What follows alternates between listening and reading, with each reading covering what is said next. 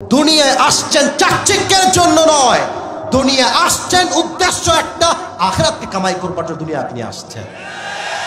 টাকা পেয়ে, বাড়ি পেয়ে, সম্পত্তি পেয়ে, জমির মালিক হয়ে, দোকানের মালিক হয়ে, বউ পেয়ে, মা পেয়ে, সন্তান পেয়ে, গার্লফ্রেন্ডকে পেয়ে আপনি আপনার রব, আপনার রাসূল সবাইকে ভুলে গিয়েছেন। ঠিক কিনা বলেন? আমি আপনাকে আয়াতের ব্যাখ্যা বোঝাবো, দেখেন কেমনে বোঝাই। সেই দিন আমার প্রোগ্রাম ছিল সাতক্ষীরাতে। তো I was going to my programme. রাত বাজে 9টা, মেবি 9টা অথবা 8টা। তো এই চাপায়ের যে মহানন্দা ব্রিজের পাশে বাজার টাজার আছে, বাজারে ফুচকা, চটপটি, হালিম আছে না?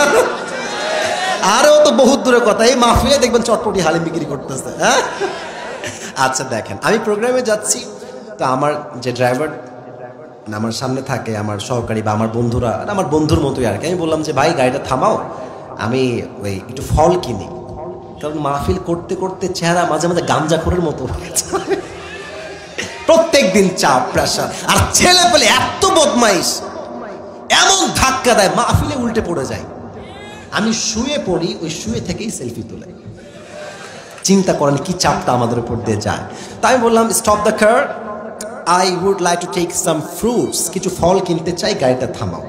তো গাড়ি থেকে নামলাম একটা বাজারে। তো নেমেছিলাম, আগে বুঝতে হবে নেমেছিলাম কি কিনতে, ফল, ফ্রুটস, ফল। নেমে দেখছি বাপরে কি সুন্দর ফুচকা গো, চটপটি গো, হালিম গো, অনেকদিন খাই নাই, সত্যি কথা অনেকদিন খাই নাই।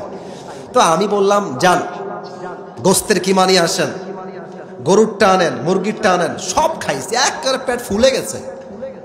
ওমা, খেয়ে দে গাড়িতে উঠে গেছে, যাচ্ছি আবার প্রোগ্রামে। ইন দ্য মেইন টাইম মাথায় আসছে কি বে, আমি নামলাম কেন বে, আর কি কিনলাম বে? আচ্ছা বলেন তো, নেমেছিলাম কি কিনতে, আর খাইলাম চটপটি, ফুচকা আর গোস্তের কিমা। এখন দেখেন, নেমেছিলাম ফল কিনতে, খেয়ে আসলাম চটপটি ফুচকা, যা শরীরের জন্য একচুল পরিমাণ লাভ আনবে না।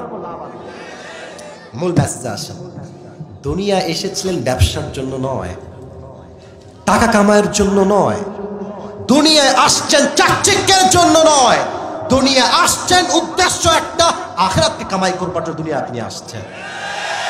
টাকা পেয়ে, বাড়ি পেয়ে, সম্পত্তি পেয়ে, জমির মালিক হয়ে, দোকানের মালিক হয়ে, বউ পেয়ে, মা পেয়ে, সন্তান পেয়ে, গার্লফ্রেন্ডকে পেয়ে আপনি আপনার রব, আপনার রাসূল সবাইকে ভুলে গিয়েছেন। ঠিক কিনা বলেন? দিস ইজ কল্ড লাহওয়ান, এটাই হচ্ছে এই শব্দের ব্যাখ্যা। এবার আল্লাহ বলছেন শোনো, তোমরা যে ব্যাকুল হয়ে গিয়েছো, তোমরা যে গাফেল হয়ে গিয়েছো, এই গাফেল কি করেছে? এটা হচ্ছে তাকাসুর। এই তাকাসুর শব্দের তাফসীর হচ্ছে মোট 4টা। এক, অতিরিক্ত চাহিদা। আচ্ছা, আমার কিন্তু একটা R15 বাইক আছে, অনেক আগে কিনেছিলাম, একটু শো অফ করলাম, একটু ভাব নিলাম, রাগ করবেন না। তো এখানে অনেক যুবক আছো, তোমাদের ডায়াং 18 হয়তো বা আছে, অথবা পালসার আছে, অ্যাপাসি আছে, এফজেড আছে, পালসার আছে না, কারো কারো আছে না? আচ্ছা দেখবা, যার ডায়াং 18 আছে তার লাগবে পালসার, যারা আছে পালসার তার লাগবে এফজেড বা ফেজার, যারা আছে ফেজার তার লাগবে R15 ভার্সন 4। আচ্ছা, R15 হয়ে গেছে, এখন লাগবে আমার একটা কারও হয়ে গেছে, এখন লাগবে আমার BMW, রোলস রয়েস, মার্সিডিজ ব্র্যান্ডের কার। মার্সিডিজ হয়ে গেছে, BMW হয়ে গিয়েছে, এখন লাগবে আমার একটা পার্সোনাল জেট প্লেন বা হেলিকপ্টার। যা আছে তার চেয়ে অধিক চাওয়া, এটা হচ্ছে টাকা। ডক্টর হতে চাও, this is the right time. Engineer হতে চাও, this is the right time. তুমি একজন ভালো শিল্পী হতে চাও ইসলামের জন্য, this is the right time. তুমি একজন মুফাসসির হতে চাও, this is the right time. সময় এমন নয় যে কাল থেকে শুরু করবো, আমি ভেবেছি মানে আমি এখন থেকেই শুরু করবো। ঠিক কিনা বলে? হাউ টু আর্ন মানি, কিভাবে টাকা কামাইতে হয় সেই ফিকির করো। তুমি মাথায় রাখো, তোমার বাবা, যেই বাবা তোমার দিক তাকাতেও চায় না আজকে চোখ তুলে, তুমি টাকা কামাই করলে তোমার বাপের সবচেয়ে শ্রেষ্ঠ সন্তান তুমি হয়ে যাবা। যুবক ভাইরা, একটা বাস্তব কথা বলছি, আমার বাবারা রাগ করবেন না, মায়েরা রাগ করবেন না, আমি নিজে এটার বাস্তবতা দেখেছি। বাসায় যদি 3 ছেলে হয়, তোমরা বুঝবা আমার কথা, আমি জানি। 3 ছেলে যদি হয়, দেখবা যেই ছেলে কামাই করে বেশি, বাপ মা তার কথা শুনে বেশি। যেই ছেলে কামাই করে, দেখবা যে বাবা যে কোনো কাজ করার আগে তার থেকে আগে পরামর্শ নেয়, আব্বা তুমি কি বলছো, এটা কি আমরা করবো। আর যে কামাই করে না, বাস্তবতা এইটা, আজকাল বাপ মাও টাকার জন্য ভালোবাসতে শুরু করেছে যুবক ভাইরা। যেই ছেলের কাছে টাকা বেশি, দেখবেন মা তাকেই কল দেয় বেশি। আর যে এখনো কামাই শুরু করে নাই, বাইরে থেকে আসছে, ক্লান্ত শরীর, ভাত দেয় না, একটু পানি আগায় দেয় না, কেন? টাকা কামাই করে না। আর যে ইনকাম করে, ও আসলেই দেখবেন মা বেকুল হয়ে গেছে, বাপ অস্থির হয়ে গেছে, সবাই অস্থির, কেন? টাকা কামায়। তোমরা যদি এই বাস্তবতা এখন না বোঝো, পরে বাস খাবা।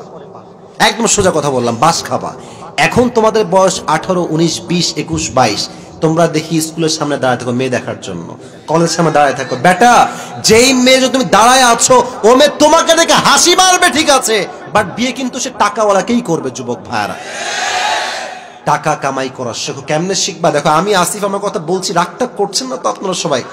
আমি কোরআন আমার সামনে, তাফসির আমি না করে আসি, কোথাও যেতে পারছি না, বাট যেহেতু আপনারা আমাকে ভালোবাসেন, আমার দায়িত্ববোধ থেকে আমি কথা বলছি। তোমরা যুবক ভাইরা একটা কথা অলওয়েজ মাথায় রাখবা, অলওয়েজ মাথায় রাখবা, ভালো সময়ে সবাই ভালোবাসে, খারাপ সময় কাউকে খুঁজে পাওয়া যায় না। খারাপ সময়ের সঙ্গে যুদ্ধ নিজেকেই করতে হয়।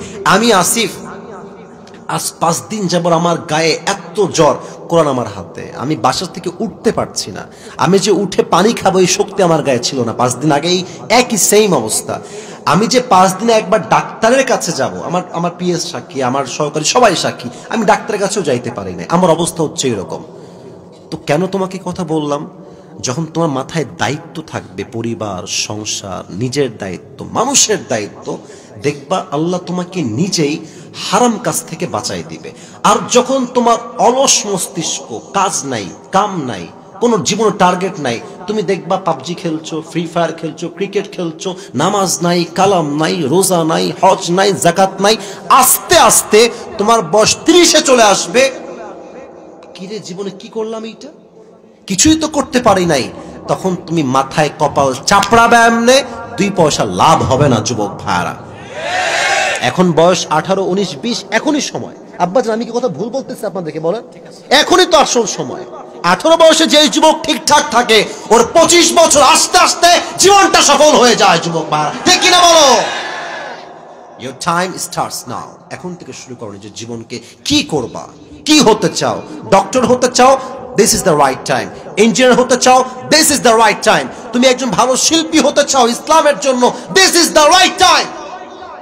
তুমি একজন মুফাসসির হতে চাও, this is the right time. সময় এমন নয় যে কাল থেকে শুরু করবা। আমি ভেবেছি মানে আমি এখন থেকেই শুরু করব, ঠিক কিনা বলে? যুবক ভাইরা, যৌবনকে মূল্যায়ন করো। ফারাগাকা বিন শুগলিক, ব্যস্ততার পূর্বে অবসর সময় কাজে লাগাও। আল্লাহ প্রত্যেকটা যুবককে জীবনে প্রতিষ্ঠিত হওয়ার তৌফিক দান করুক। সকলে মন খুলে পড়ছি, আমিন।